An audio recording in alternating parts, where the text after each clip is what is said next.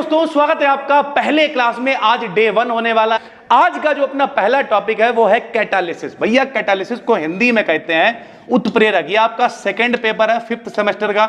सभी लोगों ने 11th 12th में इसे पढ़ा होगा। क्या होता है आओ समझाते हैं आपको। सुनो, कैटालिसिस क्या होता, उत्प्रेरक क्या होता, पहले तो डेली लाइफ में समझो मेरे भाई। हम हमेशा कुछ एग्जांपल आपको बताते रहते हैं। जैसे मान लिया एक लड़का है भाई, ठीक है, एक लड़का है और एक लड़की है। अब इन दोनों की आपस में बारात होनी है, लेकिन दोनों को कोई इंटरेस्ट नहीं है कि भैया बारात करनी है या कुछ भी करना है।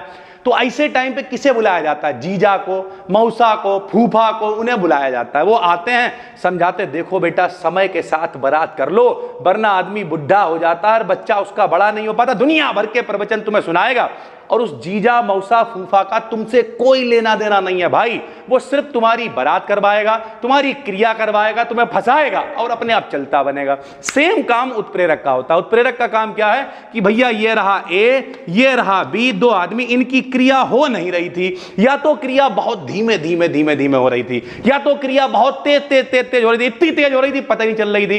तो हम लोग उत्प्रेरक को लेके आएंगे। उत्प्रेरक यानी जीजा मौसा को लेके आएंगे। वो समझाएगा बेटा क्रिया थोड़ी तेज होनी चाहिए, फटाफट बारात कर लो। या फिर कोई बहुत ज्यादा बौरा आ रहा है, 21 साल में बारात करने वाला है, बेग बहुत ज्यादा है, तो जीजा मौसा समझाएंगे बेटा इतनी जल्दी बारात करोगे तो बर्बाद हो जाओगे, तो थोड़ा बेग को वो कम करवाएंगे, 25 साल 26 साल 27 में बारात करना, ऐसा तुम्हें समझाएंगे। तो उत्प्रेरक का काम क्या है? अगर किसी रिएक्शन की रेट बहुत ज्यादा है, बेग बहुत ज्यादा है, तो वो उसे कम कर देगा, और अगर बहुत कम है तो उसे बढ़ा देगा। इस तरीके के जो मेरे भाई सब्सटेंसेस होते हैं, पदार्थ होते हैं, उन्हें हम लोग कहते हैं उत्प्रेरक। अंग्रेजी में कहते हैं कैटालिस्ट। क्या कहते हैं? कैटालिस्ट। और इस प्रोसेस को कहते हैं कैटालिसिस। क्या कहते हैं? कैटालिसिस यानी उत्प्रेरण। ये सब आपने 12th में पढ़ा होगा। अगर आप एक पढ़ने वाले बच्चे हो गए तो जरूर पढ़ा होगा, नहीं पढ़ने वाले हो अब पढ़ लो, बीएससी फाइनल ईयर में, क्या दिक्कत है भाई, ठीक है। तो हमने क्या लिखा? हमने लिखा, अच्छा इसके बारे में बताया था बर्जीलियस ने। पूरा नाम था जे बर्जीलियस। क्या नाम था? जे बर्जीलियस। यहां हमने लिखा नहीं है, लेकिन बताए दे रहे, आपको पता होना चाहिए भाई, ठीक है। तो हमने लिखा बेस सब्सटेंसेस। सब्सटेंसेस का मतलब पदार्थ जो अपनी प्रेजेंस से, अपनी उपस्थिति से किसी केमिकल रिएक्शन की वेलोसिटी को, उसके वेग को चेंज कर देते हैं, परिवर्तित कर देते हैं। मतलब कम है तो बढ़ा देते हैं, ज्यादा है तो कम कर देते हैं। क्या कहलाते हैं? उत्प्रेरक यानी कैटालिस्ट कहलाते हैं। तथा इनसे होने वाली जो रिएक्शंस होती हैं उन्हें क्या कहते हैं? कैटालिसिस कहते हैं। भाई सीधी सी बात है। यानी जब कभी क्रिया नहीं हो रही है, एक आदमी आएगा, समझाएगा। जैसे सरल भाषा में कहें, भैया भगवत गीता सबने पढ़ी होगी, भगवान श्री कृष्ण क्या कर रहे हैं? सिर्फ उत्प्रेरक का काम कर रहे हैं मेरे भाई। उत्प्रेरक का काम कैसे कर रहे हैं? ना तो वो युद्ध लड़ रहे हैं, ना किसी से मच रहे हैं, ना कुछ नहीं, बस किनारे बैठे हुए हैं। मेरे भाई जाओ लड़ो, गांडी उठाओ लड़ो, गांडी उठाओ लड़ो, समझा रहे मेरे भाई, खुद पार्टिसिपेट नहीं कर रहे, तो उत्प्रेरक है मेरे भाई। ऐसे ही जिंदगी में बहुत सारे उत्प्रेरक होते हैं। जैसे पेपर आपके, पढ़ने वाले आप, हम कौन है? खामखा उत्प्रेरक का ही तो काम कर रहे हैं। खाली फटाफट आपके हौसला बढ़ाएंगे, पेपर करवाएंगे। जब तुम्हारे पेपर हो जाएंगे हम फ्री हो जाएंगे, किसी दूसरे आदमी के पेपर करवाने में व्यस्त हो जाएंगे। तो उत्प्रेरक का काम है खुद रिएक्शन में पार्टिसिपेट नहीं करना, बल्कि क्रिया को कराना। कम है तो ज्यादा तेज कर देना बेग, और ज्यादा है तो कम कर देना मेरे भाई, ठीक है। उत्प्रेरक के बहुत सारे प्रकार होते हैं। बहुत सारे का मतलब क्या है? हिंदी में कहें तो धनात्मक पढ़ा होगा आपने, ऋणात्मक पढ़ा होगा, ठीक है, उत्प्रेरक वर्धक पढ़ा होगा, विष पढ़ा होगा। लेकिन यहां पर जो हमने आपको पेपर बना के दिया था उसमें दो इंपॉर्टेंट आपको दिए थे, एक होमोजिनस और एक हेड्रोजिनस। अब भैया होमो जहां पे भी शब्द आ जाए, होमो का मतलब होता है समान यानी समांगी। तो दो जो हम लोगों को इंपॉर्टेंट पढ़ने हैं उन दोनों पे बातचीत कर रहे हैं। कई सारे बच्चे कहते सर जी क्या इंपॉर्टेंट से काम हो जाएगा? अबे हमने कब कही हम सिर्फ इंपॉर्टेंट पढ़ाएंगे? ये तरीका होता है पढ़ाने का कि पहले 20 वीडियो धुआंधार चैलेंज में बना दी, उसके बाद देखा कि यार ये भी काम का है तो वो भी बना दिया। तो इस तरीके से सारा कोर्स भी हो गया और तुम्हें इंपॉर्टेंट तैयार भी हो गया। यही तो तरीका होता है यार। तो हम लोग दो प्रकार खास करके पढ़ेंगे। इसका मतलब ये नहीं कि दो ही होते हैं, होते बहुत प्रकार है। दो हम लोग पढ़ेंगे, एक होमोजिनस, एक हेड्रोजिनस। होमो का मतलब क्या होता है? समांगी। हेड्रो का मतलब क्या होता है? विषमांगी। अलग अलग, नाम से ही पता चल रहा, समांगी। समान होंगे तो समांगी, अलग अलग होंगे तो विषमांगी। कैसे होंगे? लो देखो, पहला लिख दिया होमोजिनस। ध्यान से सुनो रिएक्शन होती कैसे है। हमने लिखा मेरे भाई ए ने क्रिया करी बी से, ने बनाया मान लिया डी, लेकिन ए बी क्रिया आराम से नहीं कर रहे थे, तो हमने सी की उपस्थिति ले ली। सी माने कैटालिस्ट, सी माने कैटालिस्ट, उत्प्रेरक, ये क्रिया को करा रहा है। तो मेरे भाई जो लोग क्रिया करते हैं इन्हें कहते हैं सबस्ट्रेट। क्या कहते हैं?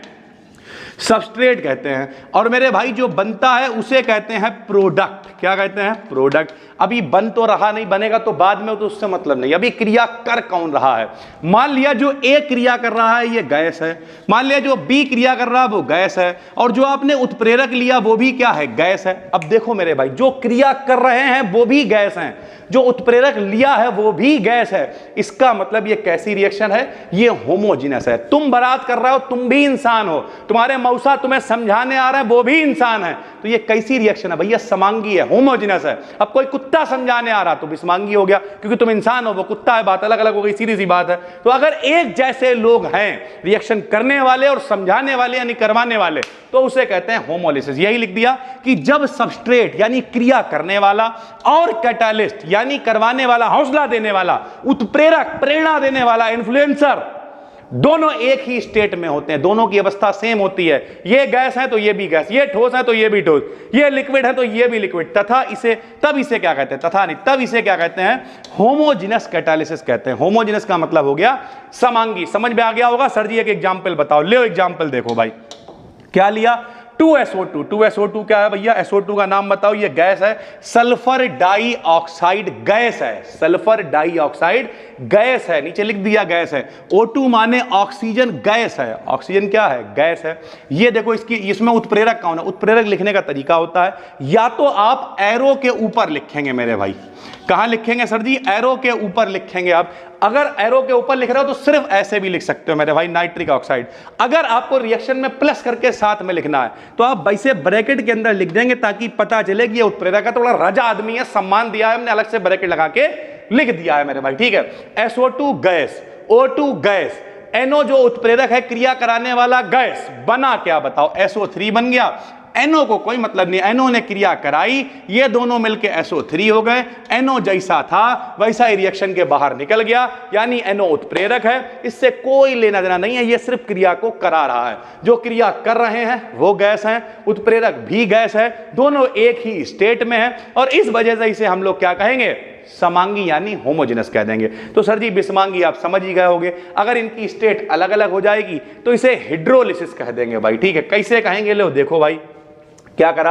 हाइड्रोजिनस कैटालिसिस, उसका उल्टा कर दो मेरे भैया, एक के संग एक फ्री, चाय की पत्ती के साथ निरमा की थैली फ्री। ले जब सबस्ट्रेट और कैटालिस्ट, सबस्ट्रेट मतलब क्रिया करने वाले, कैटालिस्ट मतलब प्रेरणा देने वाले, दोनों अलग अलग स्टेट में होते हैं।